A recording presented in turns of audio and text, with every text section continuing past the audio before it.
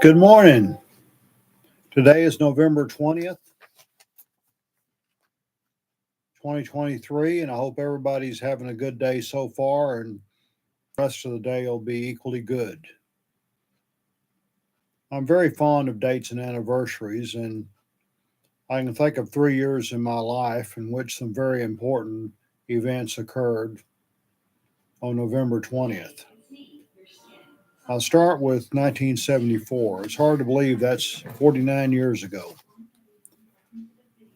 Uh, On this day in 1974, I was living in Waco, my hometown.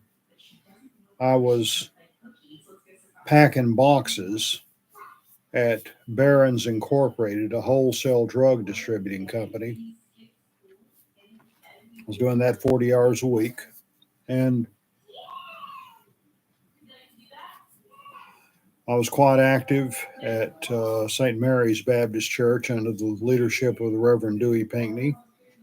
And I was also active in various Masonic bodies. I was working on my master's thesis at Baylor University. The thesis was published in 1976, The Nation of Islam, Belief and Practice in Light of the American Constitutional Principle of Religious Liberty. I saw in the Waco newspaper that Charles Morgan Jr., who at the time the head of the Southwest Regional Branch of the American Civil Liberties Union, was speaking at Southwestern University in Georgetown, Texas.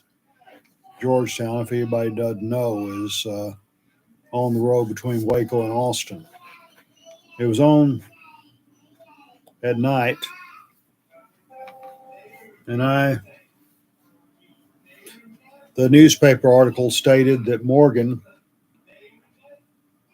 had been one of the attorneys who represented Cassius Clay, better known as Muhammad Ali, in his draft evasion case in Clay versus United States. And I was able to go and hear the speech and ask some questions, and he talked about handling the case. Here's a picture of Charles Morgan, and here's a picture of him with his most famous client, Muhammad Ali. Um,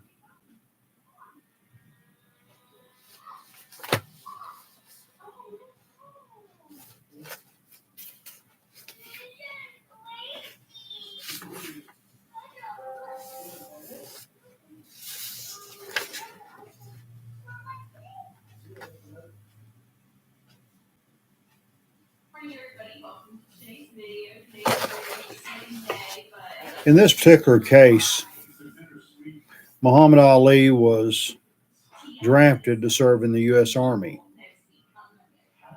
After his defeat of Sonny Liston, he became heavyweight champion. That was on February the 24th, 1964, and I also have a memory for that date. My father and I sat in the kitchen and listened to the radio. I betted 5 cents on Cassius Clay. My dad betted 5 cents on Sonny Liston, and I won the 5 cents. Anyway, that was quite interesting.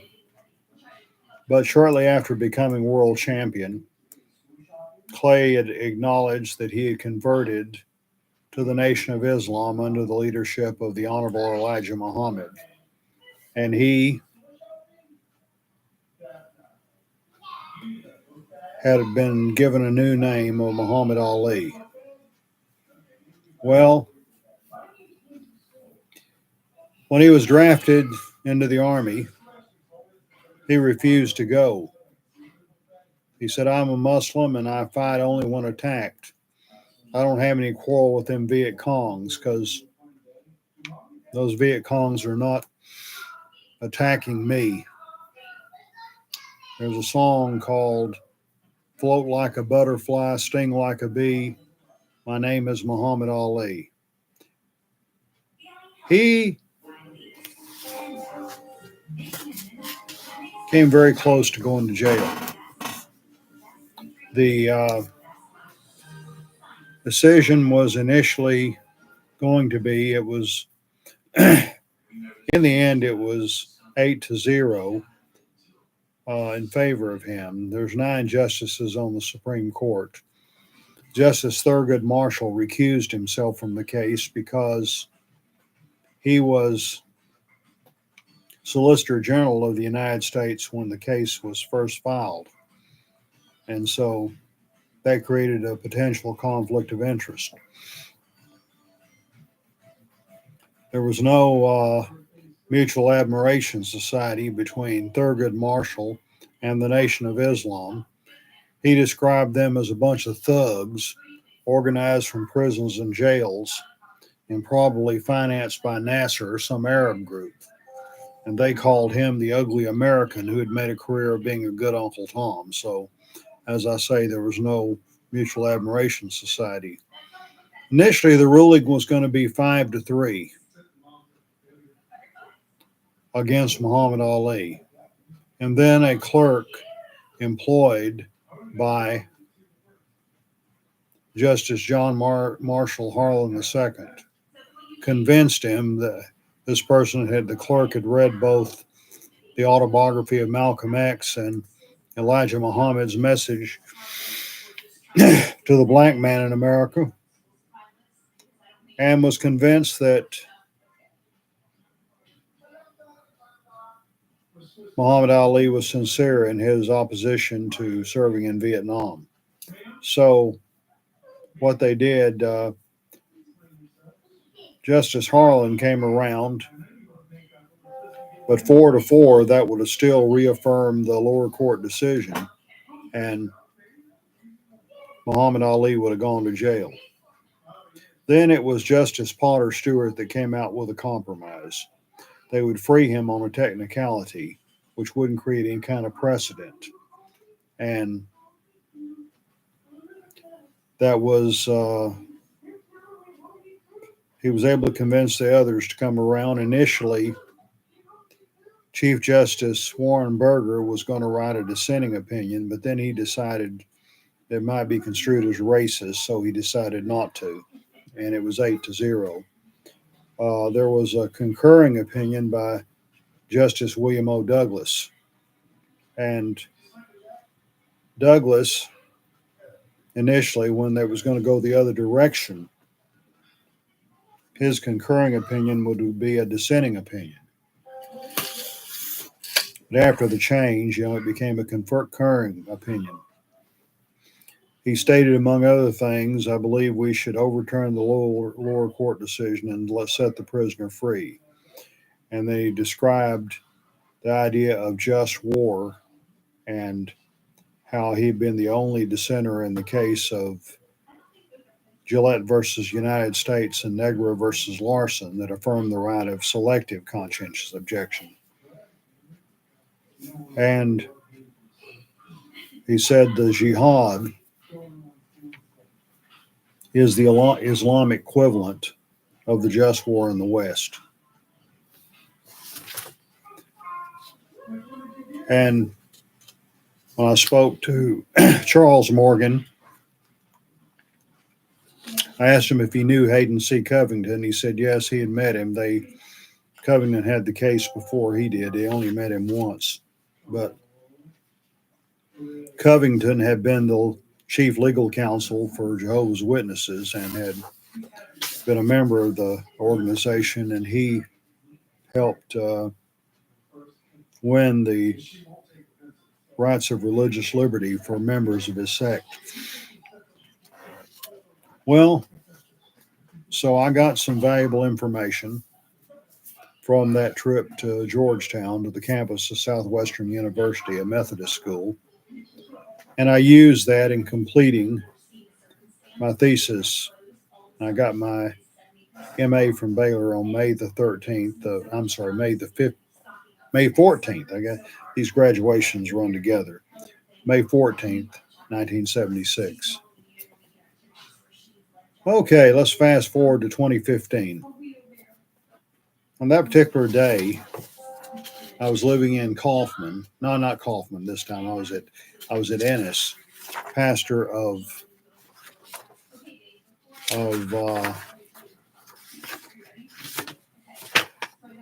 Wayman Chapel AME Church. I was teaching at 3 different schools, and I made a trip uh, to Waco, and it turned out to be a very eventful day. I I went to Carver Park Baptist Church for the funeral of Dr. Weldon Walton, one of my colleagues at Paul Quinn College. I had spoken at his memorial service a few days earlier on the Paul Quinn campus in Dallas. He was at Paul Quinn, both Dallas and originally Waco, for 41 years.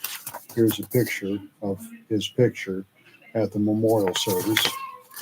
And he taught biology and chemistry and served as administrator. He was a very good colleague to work with. And in fact, he had written a letter of recommendation for me to the United Negro College Fund, and I received a Mellon grant in the amount of $30,000 during the academic year of 94-95, and I was able to graduate. I was able to take a year off and finish my dissertation on Eliphas Levi and the Kabbalah and get my PhD on May 13th, 1995. I attended his service at Carver Park, and that evening I attended a wake. But there was a few hours in between the morning funeral and the evening wake, so I made use of my time. I went to Hewitt Senior Care for a visit with this man right here, Dr. Glenn Hilburn. He's the one holding up the diploma. Dr. Hilburn taught New Testament and church history at Baylor for many years. And when I first applied to the PhD program at Baylor, he was very open and very welcoming and didn't see any problem me getting in. And I got in and completed the program. It took 9 years. In the first semester, the fall of '86, I took Dr. Hilburn for History of Roman Catholicism, a very good course. And he was retired, of course, by then, and I visited with him and prayed with him at the Hewitt Senior Care. He passed away the following June, and I attended his wake there in Waco. He was 86 at the time of his death. After leaving Hewitt Senior Care, I went to Providence Hospital to visit with Dr. Wally Christian, who taught theology at Baylor for many years. In the summer of 1972, I had his course in History of Christian Doctrine from 1850 to the present. We joke that if you don't learn anything else in that class, you learn how to spell and pronounce Schleiermacher.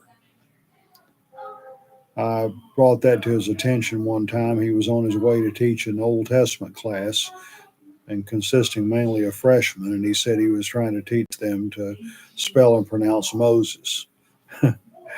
But Dr. Christian died 10 days later, and on December 5th of 2015, I attended his memorial service at 7th and James Baptist Church. Dr. Christian was 88 at the time of his death. That evening, I attended a wake and rosary at Conley Compton Funeral Home. This man right here, I believe I'd met him in the early 70s. I didn't know him well. His name was John Garraby. He was the manager of the Abraxas Club, and some other videos I've told about Abraxas an R&R place for activists in La Raza Party. At this particular event, I saw my Baylor roommate, Mike Contreras Jr., and there's a picture was taken of us that night. Little did I know that would be my last time to see Mike in person. By the way, I had prayer with the Garrity family while I was there. And in 1974, when we were rooming together, I went once to the Abraxas Club with Mike Contreras, and they got the name from the popular 1970 record album by Santana called Abraxas. The most famous song is Black Magic Woman. Carlos Santana is one of the greatest guitarists of all time. And there's a quotation on the back of the Santana album from the book Demian by the German novelist Hermann Hesse regarding Abraxas. And Hesse was deeply influenced by Carl Gustav Jung, under whom he had psychotherapy, who wrote about Abraxas in 7 Sermons to the Dead. And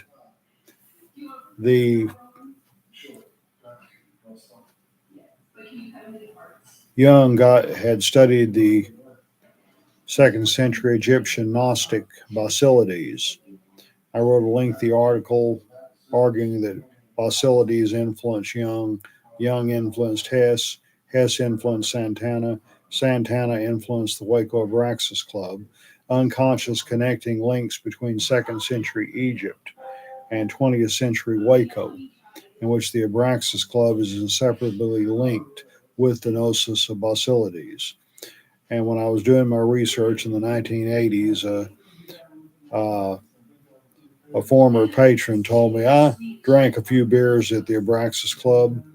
I told him there's more to Abraxas than drinking beer. Well, Mike Contreras and I talked on the phone a time or two after that. And then I got a call in August of 2016 from his wife, Tina, telling me he had passed away. Mike and I were friends for over 40 years, and Deborah and I went to his funeral and his burial in Waco.